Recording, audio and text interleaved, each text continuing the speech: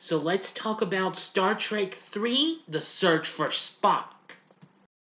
Big D's Entertainment Rankings and Reviews. So greetings, my fellow YouTubers, and welcome to Big D's Entertainment Rankings and Reviews. My name's Doyle, better known to you as the Big D. So I'll be bringing to you another Star Trek film review. If you've not seen my reviews for the first two movies, I advise you to click on the card coming up right about now. There we go. And you can catch what you might have missed, or see them again if you'd like. Give me a few seconds. Alright, now I'll do it. Alright, now let's get into Star Trek 3, The Search for Spock. Released by Paramount in 1984. Written and produced by Harvey Bennett and directed by Leonard Nimoy himself, Mr. Spock. Anyway, it's the third film in the Star Trek film franchise and the second part of a three-film story arc that began with The Wrath of Khan a couple of years back and concludes with The Voyage Home 2 years later. After the death of Spock in the last film, the crew of the Enterprise returns to Earth.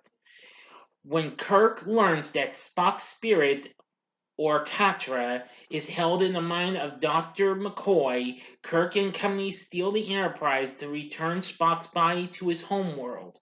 The crew must also contend with hostile Klingons led by Kruge, who are bent on stealing the secrets of a powerful terraforming device. So, let's get into it. The Federation starship Enterprise returns to Earth following a battle with the superhuman Khan Noonien Singh, who tried to destroy the Enterprise by detonating an experimental terraforming device known as Genesis. The casualties of the fight include Admiral James T. Kirk's Vulcan friend Spock, whose casket was launched into space and eventually landed on the planet created by the Genesis device. Excuse me, everyone. Upon arriving at Earth's space dock, Dr. Leonard McCoy begins to act strangely and is detained. The commander of Starfleet, Admiral Morrow, visits the Enterprise and informs the crew the ship is to be decommissioned. The crew is instructed not to speak about Genesis due to political fallout over the device. David Marcus, Kirk's son and a key scientist in Genesis development, and Lieutenant Savick, who unfortunately is played by someone else, not Kirstie Alley, are investigating the Genesis plant on board the science vessel Grissom. Discovering an unexpected life form on the surface, Marcus and Savick transport to the planet. They find that the Genesis device has resurrected Spock in the form of a child, although his mind is not present. Marcus admits that he used unstable proto-matter in the development of the Genesis device, causing Spock to age rapidly and meaning the planet will be destroyed within hours. Meanwhile, Kruge, the commander of a Klingon bird of prey, intercepts information about Genesis. Recognizing the device's potential as a weapon, he takes his cloaked ship to the Genesis planet, destroys the Grissom, and searches the planet for survivors. Spock's father, Sarek, confronts Kirk about his son's death, and the pair learn that before he died, Spock transferred his Katra, or living spirit, to McCoy. Spock's Katra and body are needed to lay him to rest on his homeworld, Vulcan, and without help, McCoy will die from carrying it.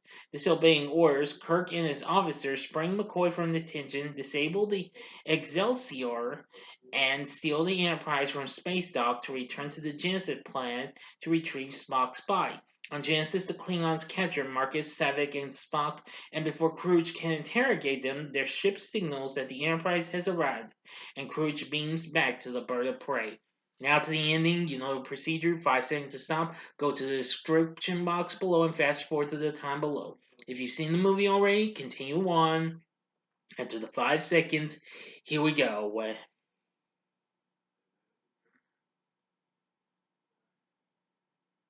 Okay, you've been warned. In orbit, the undermanned Enterprise initially gains the upper hand in battle, but the Klingons return fire and disable the ship. In the standoff that follows, Kruge orders that one of the hostages on the surface be executed. Marcus is killed defending Savick and Spock. Kirk and company feign surrender and activate the Enterprise's self-destruct sequence, killing the Klingon before. Well, no, I mean boarding party. Excuse me, I misread that. While the Enterprise crew transports to the planet's surface. Promising the secret of Genesis, Kirk lures Kruge to the planet and has Kruge beam Kirk's crew to the Klingon vessel. As the Genesis planet disintegrates, Kirk and Kruge engage in a fistfight.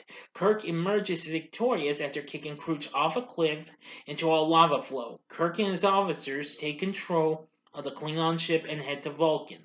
There, Spock's Katra is reunited with his body in a dangerous procedure called Falterpan. The ceremony is successful and Spock is resurrected, alive and well. Though his memories are fragmented, at Kirk's prompting, Spock recalls he would refer to Kirk as Jim and recognizes the crew as well. His friends joyfully gather around him. End of story. Well, what did I think of Star Trek 3, The Search for Spock? Well, I must admit it was really good. I mean, as Wrath of Khan was a big success for Paramount. Of course, this would be one of Leonard Nimoy's early films.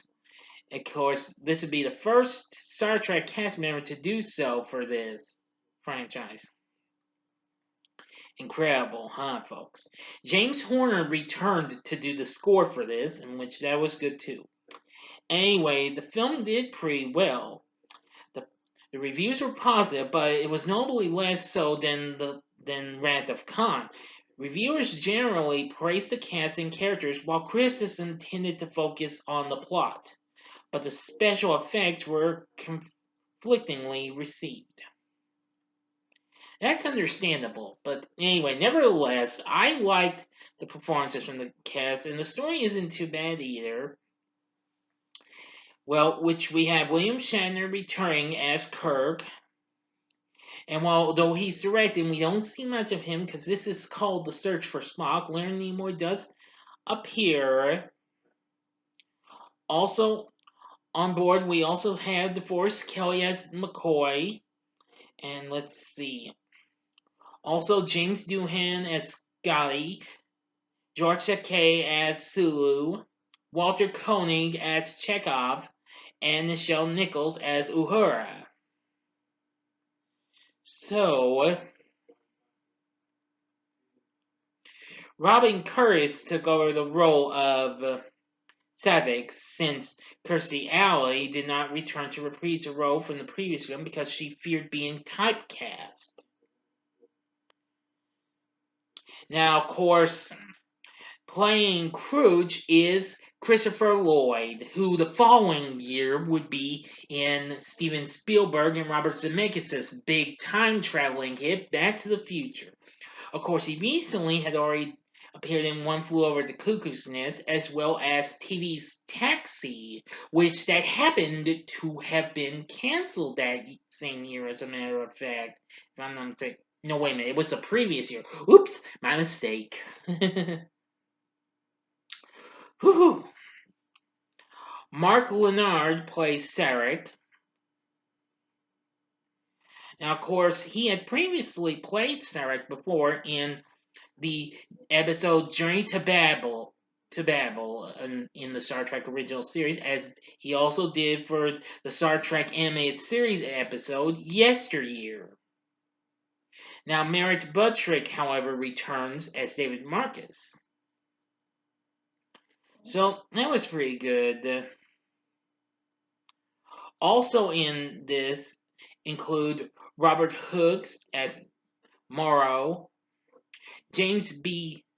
Sucking, who of course was big on, one of those shows that was on at the time. I think it was think it was Hill Street Blues, I think. I know I later knew him from Doogie Howser MD. He was also in the cult classic flick Up the Creek, which came out the same year.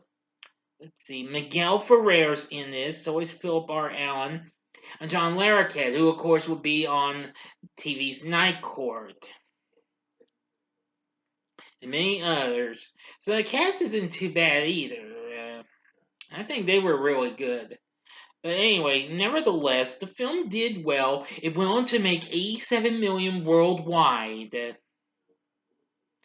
Now, while even though critics were a little tended to focus on the plot and what have you, well, the criticism, but overall, I think the plot isn't too bad. But I will say this was another good film in the Star Trek franchise. So, with that said, would I recommend The Search for Spock? The answer is a hell yeah. Yes, definitely look into The Search for Spock. I think you'll enjoy it. I mean, well, if you're a completionist, I think you should go on with this, okay? Maybe a one time watch. And if you like it, you keep going with it. But if you don't, well, you're not much of a Trekkie or a Star Trek person, or, well, you get the point. Just don't bother. But I think it should be worth looking into. So anyway, that's about it. That's about all I can say. So what are your thoughts on Star Trek 3, The Search for Spock? You can tell me in the comment section below. If you like this video, click the like button below, subscribe to my channel, and be a part of the Big D Nation. Join me next time when I bring to you a review of Star Trek 4, The Voyage Home.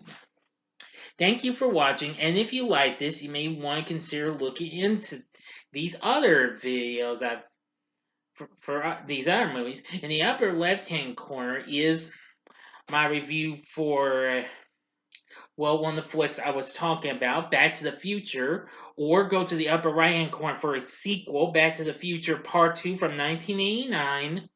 Or if you just want some more space age fun, you can go to the bottom left hand corner and see my latest Saturday morning TV log for Hanna-Barbera's Space Ghost, which celebrated its 55th anniversary. Of course, it was better, also known as Space Ghost and Dino Boy. And the bottom right hand corner is the button you can click to subscribe. If you like rankings and reviews on movies, TV, music, video games, etc., then I'm your guy. Thank you for watching. Until next time, I'm the Big D saying, see ya.